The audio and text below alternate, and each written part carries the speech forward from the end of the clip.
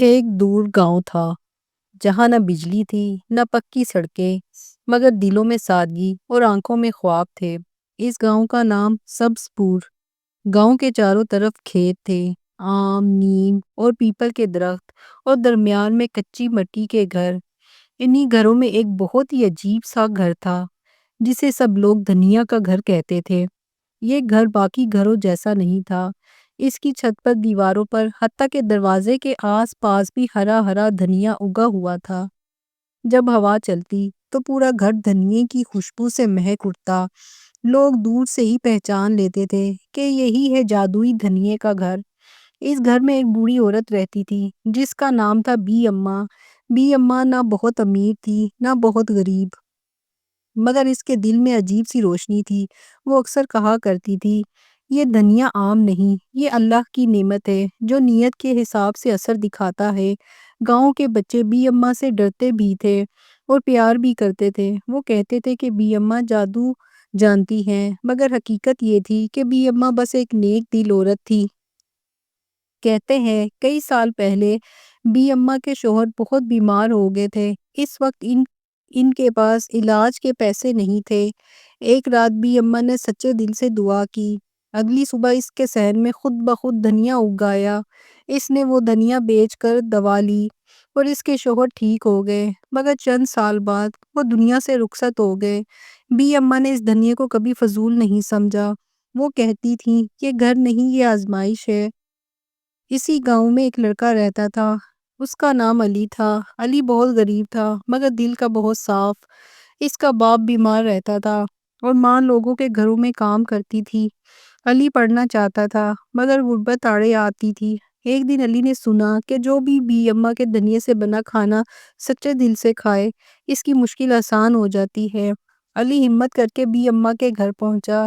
Be اماں، علی نے آہستہ سے کہا، کیا میں تھوڑا سا دھنیا لے سکتا ہوں؟ میرے ابو بہت بیمار ہیں۔ بی اماں نے علی کی آنکھوں میں دیکھا، وہ آنکھیں جھوٹ نہیں بول سکتی تھی۔ بی اماں مسکرائی اور بولی، بیٹا دھنیا تو لے لو مگر نیت صاف رکھنا۔ علی نے دھنیا لیا۔ ماں نے اس سے کھانا بنایا۔ جب اس کے ابو نے وہ کھانا کھایا تو کئی دنوں بعد پہلی بار ان کے چہرے پر سکون آیا۔ آہستہ آہستہ وہ صحت یاب ہونے لگے۔ یہ خبر پورے گاؤں میں پھیل گئی۔ اب روز کوئی نہ کوئی بی اماں کے گھر آتا، کوئی رزق مانگنے، کوئی اولاد، کوئی کامیابی۔ مگر عجیب بات یہ تھی کہ ہر کسی کو فائدہ نہیں ہوتا تھا۔ جو لوگ لالچ میں آتے انہیں کچھ نہیں ملتا، جو لوگ نیت صاف رکھتے ان کی زندگیاں بدل جاتی۔ گاؤں میں ایک امیر سیٹھ رہتا تھا، بہت پیسہ مگر دل خالی۔ اس نے سنا کہ دھنیا جادوئی ہے تو اس کے دماغ میں لالچ آ گیا۔ وہ بی اماں کے پاس آیا اور بولا، یہ گھر مجھے بیچ دو، میں تمہیں سونے کے سکے دوں گا۔ بی اماں نے صاف انکار کر دیا۔ سیٹھ غصے میں بولا، دیکھ لینا تم پچھتاؤ گی۔ اسی رات سیٹھ نے چپکے سے دھنیا چوری کرنے کی کوشش کی، مگر جیسے ہی اس نے پودا اکھاڑا زمین ہلنے لگی، ہوا تیز ہو گئی اور دھنیا سوکھ گیا۔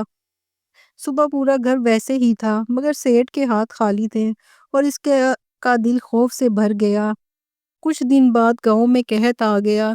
بارش نہیں ہو رہی تھی، کھیت سوکھنے لگے، لوگ پریشان تھے۔ سبھی بی اماں کے گھر پہنچ گئے۔ بی اماں نے کہا، یہ وقت دعا کا ہے نہ کہ جادو کا۔ اس نے دھنیا کو توڑ کر سب میں بانٹا، مگر ساتھ کہا، ہر شخص اپنے دل کی سچائی کے ساتھ دعا کرے۔ اسی رات آسمان پر بادل آئے، بارش ہوئی اور گاؤں پھر سے سبز ہو گیا۔ علی نے پڑھائی جاری رکھی۔ اس نے کبھی دھنیے کو کاروبار نہیں بنایا۔ برسوں بعد وہ ایک بڑا استاد بنا، مگر آج بھی بی اماں کے گھر آتا، جھاڑو دیتا، پانی دیتا۔ ایک دن بی اماں نے علی سے کہا، اب یہ گھر تمہاری امانت ہے۔ کچھ دن بعد بی اماں خاموشی سے دنیا رخصت ہو گئی، مگر جب بات یہ تھی کہ دھنیا اب بھی اگتا رہا، لوگوں نے سمجھ لی کہ جادو دھنیے میں نہیں، نیت میں تھا۔ جو دل صاف وہی کامیاب، جو لالچی وہی خالیات۔ آج بھی سبز پور میں وہ گھر موجود ہے۔ اگر آپ وہاں جائیں تو شاید دھنیے کی خوشبو آج بھی آپ کو یہی کہے، اللہ کی نعمت نیت دیکھ کر اثر کرتی ہے۔